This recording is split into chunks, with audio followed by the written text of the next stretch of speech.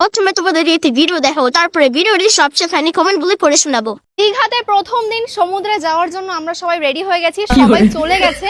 And এখানে দেখো মা ড্রেস কি পরেছে, আগে সেটা দেখো। মা দাঁড়াও, মা প্রথমবার এরকম টাইপের ড্রেস পরেছে, লজ্জা পাচ্ছে, বাট যাই হোক হেভি সুন্দর লাগছে। কাকিমাকেও দেখো না, কাউকে চেনাই যাচ্ছে না। আর আমিও একটা কোয়ার্ড সেট পরে নিয়েছি, সুন্দর, আমি লিংক দিয়ে রাখবো, অনেক সুন্দর লাগছে।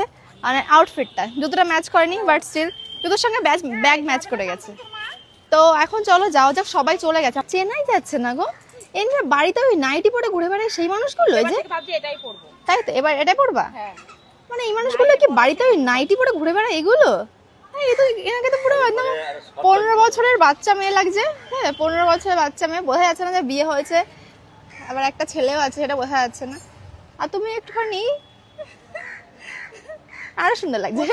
প্রথম বিয়ে হ্যাঁ, বিয়ের প্রথম হানিমুনে এসছে এরকম লাগছে। ভাবছি তোর বিয়েতে একটা অন্যরকম ড্রেস নেবো। হ্যাঁ, আমার বিয়েতে অন্যরকম ড্রেস নেবে।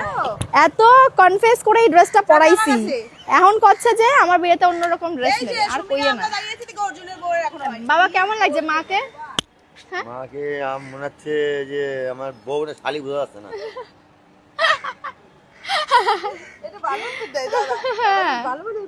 তো এখন আমরা আরেকজন দাঁড়িয়ে রয়েছি, তো উনি আসলে আমরা এখান থেকে বেরোবো। ভালো লাগছে বেশ, সবাই চলে গেছে। আমি গেট রেডি বানাচ্ছিলাম বলে একটু লেট হয়ে গেল, আর সবাই বেরিয়ে গেছে। चलिए शुरू करते हैं। আরে আস্তে আস্তে সবার রূপ বেরোচ্ছে, মানুষ রূপে নাগিন।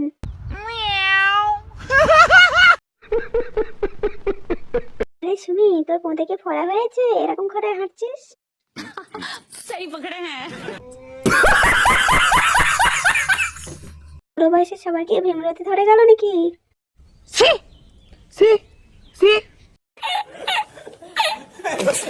কাকিমাকে তো করছি খুকি লাগছে। प्यारी समझ गई।